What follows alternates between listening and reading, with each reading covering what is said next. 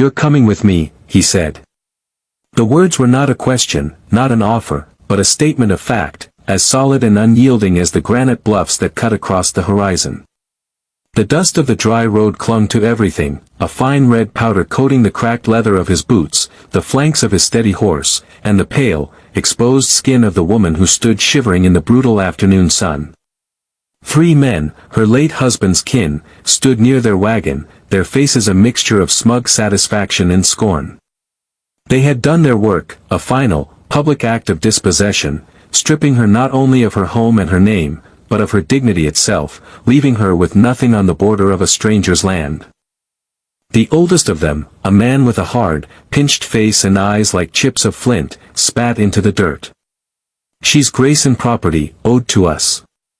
You've no business here." Abel's gaze did not waver from the woman. He saw the tremor in her shoulders, the way she stared at a point in the far distance, refusing to meet the eyes of her tormentors or her rescuer. He swung down from his horse in a single fluid motion, his movements economical and deliberate. He untied the thick wool blanket from behind his saddle and walked toward her, the space between them charged with a silence that drowned out the wind. He didn't speak again as he wrapped the heavy fabric around her, his hands careful not to touch her skin, the gesture one of profound, impersonal respect. He then turned to face the men, his expression unchanged, as placid and formidable as a winter lake. "Get off my land." The journey back was a silent procession against a vast, indifferent sky. The woman, Lena, sat huddled in front of him on the saddle, the coarse wool of the blanket a rough comfort against her skin. She could feel the solid wall of his chest at her back, a steady, unthreatening presence that asked for nothing. She focused on the rhythm of the horse's gait, the creak of the leather, the soft thud of hooves on the parched earth. Each step took her further from the life that had been dismantled piece by piece and then shattered in a final, cruel gesture. The wind whispered through the sagebrush, carrying the scent of dust and distant rain. Abel rode with a stillness that seemed to be a part of the landscape itself, his eyes scanning the rolling hills and shadowed canyons with an ingrained vigilance. He did not speak, did not offer platitudes or ask questions that she had no answers for. His silence was a refuge, a space where she could begin to gather the scattered fragments of herself without the pressure of explanation or performance. The sun began its slow descent, painting the western clouds in brutal strokes of orange and crimson, the colors of a fresh wound. The light caught the sharp lines of his face, revealing a map of sun and hardship etched around his eyes. He was a man made of the same unforgiving material as the land he worked, yet there was a quiet integrity in his posture, a promise of safety that she hadn't felt in years. As the first stars pricked the deepening twilight, the faint glimmer of a single lantern appeared in the distance, a tiny spark of warmth in the immense, gathering dark. It was the first sign of a destination, a place she was being taken to, not a place she had chosen, and the fear, cold and sharp, briefly returned. His ranch was nestled in a small, protected valley, a collection of sturdy, unadorned buildings that looked as if they had grown from the earth itself. A modest house, a solid barn, and a web of fences stood against the encroaching wilderness, a testament to relentless effort and quiet endurance. He led the horse to a trough, slid from the saddle, and then reached up for her. His hands were calloused and sure as they circled her waist, lifting her down to the ground. For a moment her legs would not hold, and he steadied her without a word, his grip firm until she found her balance. Inside, the house was sparse and clean.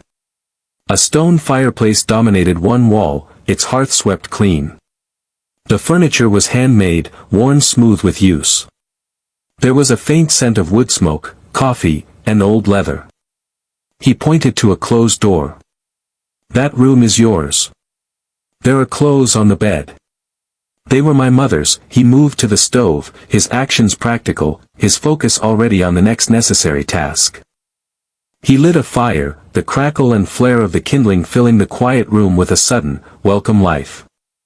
Lena went into the room and saw a simple cotton dress and a worn shift laid out on the quilt of a narrow bed. They were clean and smelled of lye soap and sunshine. She shed the heavy blanket, the last remnant of her humiliation, and dressed in the borrowed clothes.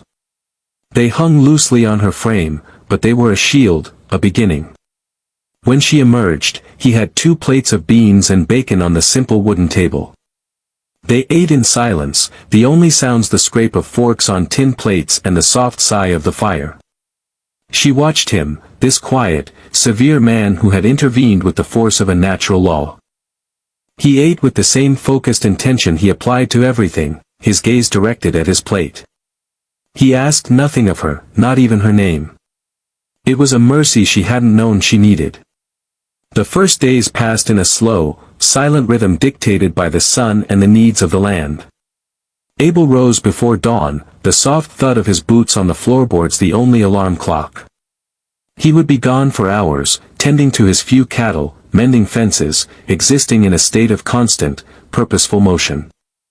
He left food for her on the table, a piece of bread, a bowl of stew, without ceremony. He did not intrude on her solitude, did not knock on her door. He gave her space as if it were a physical commodity, a balm for a wound he could not see but knew was there. Lena remained within the walls of the house, a pale ghost haunting the edges of his life. She explored the small space, her bare feet silent on the cool plank floors. The house was a reflection of the man, everything had a purpose, nothing was superfluous. In the room she had claimed, she found a small wooden box containing a few cherished items, a set of whittled birds, a faded photograph of a stern-looking woman with Abel's eyes, and a single, chipped porcelain teacup, its delicate handle broken off. She held the fragile cup in her hands, its uselessness a strange comfort. It was broken, like her, but it was still beautiful. One afternoon, driven by a need for air that felt thick and close, she stepped onto the porch. The sun was bright, the air sharp and clean. In the distance, she could see Abel, a solitary figure repairing a section of fence line, the rhythmic strike of his hammer a steady heartbeat against the vast silence. He did not turn or wave, but she saw his movements slow for a fraction of a second, a minute hesitation that told her he knew she was there, watching. It was the first time she had willingly stepped out to meet the world, and he had granted her the dignity of not making it a spectacle. A week after her arrival, she saw it. A dark speck on the distant eastern ridge, a place where no rider should be. It was too far to make out details, but she knew, with a cold certainty that settled deep in her bones, who it was. The Graysons. They were watching. The figure remained for nearly an hour, a silent, malevolent sentinel, before finally disappearing back over the rise. A shiver, unrelated to the day's warmth, traced a path down her spine. The valley no longer felt like a sanctuary, but a cage. She retreated back into the house, the walls suddenly feeling thin and fragile. That evening, Abel came in from his chores and did not immediately start dinner. Instead, he laid a worn piece of oilcloth on the table and carefully began to disassemble his rifle. He worked under the quiet hiss of the lantern, his large hands moving with unpracticed, unnerving grace. He cleaned each piece methodically, the metallic scrape and click of the components echoing in the small room.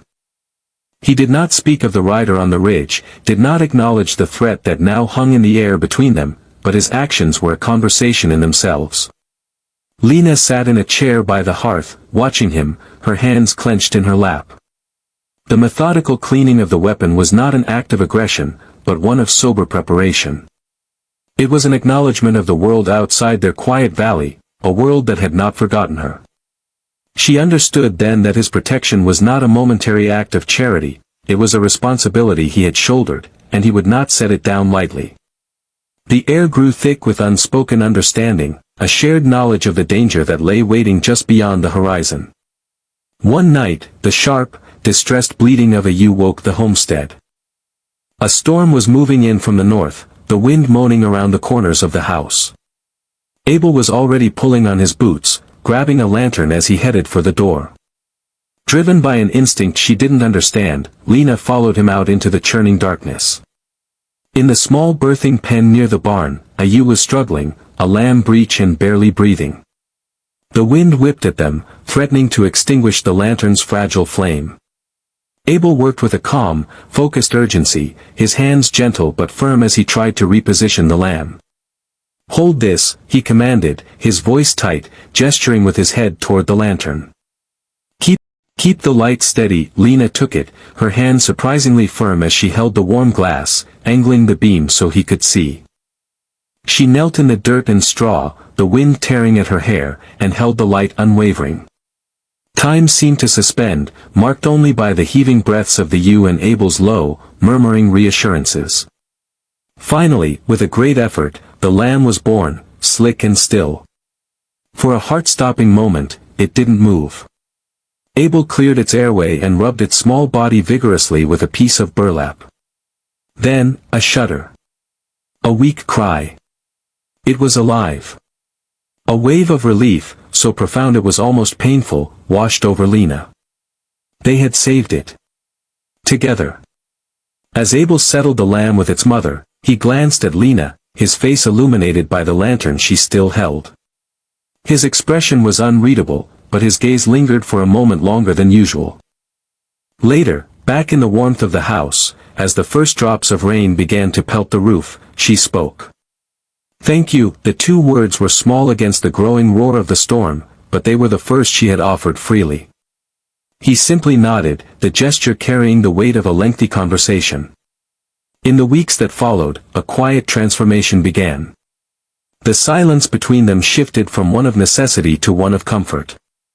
Lena started to venture out more, first just to the porch, then to the small, neglected vegetable patch behind the house. She found a rusty trowel in the barn and began to methodically pull the weeds, her hands finding a sense of purpose in the rich, dark soil. The work was grounding, a way to reclaim a piece of the world for herself. She discovered a small spring of mint growing wild by the fence and began tending to it. One afternoon, Abel came back to find a glass of cool mint water waiting for him on the porch rail. He stopped, looked at the glass, then at her, where she sat on the steps. He picked it up and drank it all, his nod of thanks all the communication that was needed. She began to take on small tasks around the house, mending a tear in his work shirt with neat, precise stitches, sweeping the floors until they shone. These were not acts of servitude, but acts of partnership, of creating a shared existence. One evening, as they sat by the fire, she finally told him. Her voice was low and even, a recitation of facts rather than a plea for sympathy. She spoke of her husband, a kind but weak man, and his death from a fever. She spoke of how his family, the Graysons, saw her as nothing more than a failed investment, another mouth to feed, a woman who had produced no heir. They had taken the farm, the livestock, and when they had decided to finally cast her out, they took her clothes as a final, bitter lesson in ownership. Abel listened without interruption, his hands resting on his knees, his gaze fixed on the dancing flames. The only sign of his reaction was a muscle that clenched and unclenched in his jaw, a small, hard knot of controlled fury. When she finished, a profound quiet settled over the room, but it was a quiet of shared knowledge, of a burden finally set down and witnessed. The sky had been a bruised purple all day, the air heavy and electric with a coming storm. The cattle were restless, lowing nervously in the pasture. Abel was reinforcing the barn door when he saw them, three riders cresting the familiar eastern ridge, no longer distant specks but clear and resolute figures moving with grim purpose. He straightened up, wiping his hands on his trousers, his face a mask of stone. He walked to the house, his stride unhurried. Lena was on the porch, her hands gripping the railing, her knuckles white. She had seen them too. "Go inside," he said, his voice quiet but absolute. She hesitated, her eyes wide with a familiar terror. "Go inside," he repeated, softer this time, but with an edge that brooked no argument. She retreated into the house, leaving the door slightly ajar. Abel did not get his rifle. He simply stood on the top step of the porch, waiting, a solitary, immovable object. The three Grayson men rode into the yard, their horses kicking up dust. The father, flanked by his two brutish sons, pulled his mount to a halt. "We've come for what's ours, Abel," the old man sneered, his voice thin and cruel. "The woman. Send her out." Abel's gaze was steady. "She's not yours." The younger son dismounted, a length of rope in his hand, a smug grin on his face. "She is. By law and by right. We mean to have her back." He took a step toward the porch. "She stays," Abel said, and his voice, though low, carried over the rising wind with the finality of a closing door. The sun lunged forward. Abel's movement was a blur of speed and brutal efficiency. He stepped down to meet the man, not with a fist, but with his entire body, a block of solid force that sent the younger Grayson sprawling into the dirt. The father and the other brother reached for their belts, but froze as Abel looked up, his eyes now blazing with a cold fire they had never seen. "Leave," he said. "And don't come back." It was not a threat, it was a prophecy. Defeated not by violence but by a will far stronger than their own malice, they hesitated, then grabbed their fallen family member and retreated, their angry shouts swallowed by the first clap of thunder. As they galloped away, the heavens opened, and a deluge of cleansing rain began to fall. The storm passed as quickly as it had arrived, leaving the air washed clean and smelling of wet earth and sage. The world seemed brighter, the colors more vivid. The tension that had hung over the valley for weeks was gone, washed away with the rain.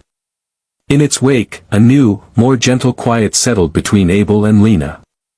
It was a peace born not of avoidance, but of a confrontation faced and won. Life fell into a new rhythm, one of collaboration. She worked alongside him now, her initial fragility replaced by a quiet, resilient strength. She learned to patch the roof, to check the fences, to identify the herbs that grew in the foothills. He, in turn, began to soften in small ways. He would leave a wildflower on the table for her in the mornings, or point out the hawk that circled high above the valley. Words were still sparse between them, but they were no longer as necessary. Their communication existed in shared tasks, in knowing glances, in the simple comfort of occupying the same space. One afternoon, Abel came into the house to find she had finally finished her project. The broken teacup sat on the kitchen windowsill, painstakingly pieced back together. The cracks were visible, a web of fine dark lines, but it was whole. And it was no longer empty. She had filled it with the tiny, vibrant purple flowers that grew wild by the creek. Abel stopped and looked at it for a long time. He reached out and gently touched one of the petals, his calloused finger a stark contrast to its delicate texture. He looked at Lena, who was watching him from across the room, and for the first time, he smiled. It was a small, slow smile that transformed his stern features, lighting them from within. In that moment, the house was no longer his house, but their home. A quiet promise of a future, pieced together and made beautiful, had finally taken root. The seasons turned, wrapping the small valley in the gold of autumn and the stark white of winter, before yielding again to the tender green of spring. Abel and Lena built a life, their story told not in grand declarations but in the steady accumulation of quiet moments. It was a life of shared labor and mutual respect, a silent testament to the idea that healing can be found in the solid ground beneath one's feet and in the steady presence of another. Their sanctuary, won through a moment of defiance and built with patient hands, remained untouched by the outside world. They were two solitary souls who had, against all odds, found a way to grow together, like two trees whose roots had intertwined deep beneath the soil, drawing strength from one another. Their pasts were not forgotten, but they no longer defined their present. The scars remained, like the delicate lines on the mended teacup, a reminder not of the breaking, but of the strength it took to become whole again. On a clear spring morning, as they stood together on the porch, watching the sun rise over the eastern ridge, the same ridge where a threat had once appeared, a sense of profound peace settled over them. They had built more than a ranch, they had built a world. I wonder what you were thinking, watching a story like that. Maybe you were focused on the injustice, on the cruelty people are capable of. Or maybe you were drawn to the quiet strength of a man like Abel, someone who doesn't need to shout to be heard, whose power is in his conviction. We see so much noise in our world, so much blustering and posturing, that it's easy to forget what real strength looks like. It isn't loud. It's the steadfastness of a mountain. It's the quiet integrity of a man who does the right thing simply because it is the right thing to do. And what about her? The woman who had everything taken from her, left with nothing but shame. Her journey back wasn't loud either, was it? It happened in small, quiet acts. Tending a garden. Mending a shirt. Holding a lantern steady in a storm. Have you ever noticed how the biggest changes in our lives often start with the smallest, most courageous steps? It reminds us that resilience isn't about being unbreakable. It's about the willingness to piece yourself back together, even if the cracks still show. This story is about the power of quiet kindness and the profound courage it takes to both offer and accept it. We tell stories like this because they connect with a deep and simple truth, that even in the harshest landscapes, a sanctuary can be built and a life can be reborn. If this story of quiet strength and redemption resonated with you, there's another one I think you'll want to see. It's about a man who lost his way and found his purpose by listening to the whispers of the wild. Click here on your screen to watch it now.